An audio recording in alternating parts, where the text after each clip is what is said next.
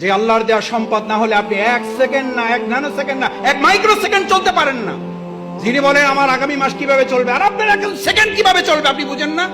যে carbon die অক্সাইডটা ছেড়েছেন আর যে অক্সিজেনটা গ্রহণ করবেন, এটা যদি এখন অনুমোদন না হয়, কত টাকা বিল পরিশোধ করেছেন এই অক্সিজেনের জন্য? অনলাইনে না অ্যানালগে জমা দেন? কোন অ্যাকাউন্টে জমা দেন? এটা কোন অ্যাকাউন্টে? এত কি ভাবেন ভবিষ্যৎ? ভবিষ্যৎ কি? ভবিষ্যৎ তো অক্সিজেন। এই এখন কার্বন ডাই অক্সাইডটা ছেড়েছেন, অক্সিজেনটা আর যদি না ঢোকে এখন কি কারণ লাগবে? পৃথিবীর সমস্ত ডাক্তার একমত হয়ে গেছে, হার্ট অ্যাটাক করে কোনো মারা যায় না, মারা যাওয়ার কারণে হার্ট অ্যাটাক করেছে। স্ট্রোক করে মারা যায় না, মারা যাওয়ার জন্য স্ট্রোক। আল্লাহর কাছে জিব্রাইল আমিন না, আজরাইল জান কবজ করার ফেরেশতাকে বললেন, আল্লাহ এমন দায়িত্ব দিয়েছেন, লোকেরা তো আমার সেই পরিমাণ গালাগালি করবে যে এই লোকটার জন্য আমরা মারা যাইতেছি। আল্লাহ তাআলা বলেন, তোমার কোনো অসুবিধা নেই, ব্যবস্থা করে দেবো। লোকেরা তোমার কথা মনেও রাখবে না, তোমার কথা স্মরণও করবে না, তোমার উচ্চারণও করবে না। ওরা বলবে গাড়ির অ্যাক্সিডেন্ট করে মারা গেছে, গাড়ির গালাগালি করবে।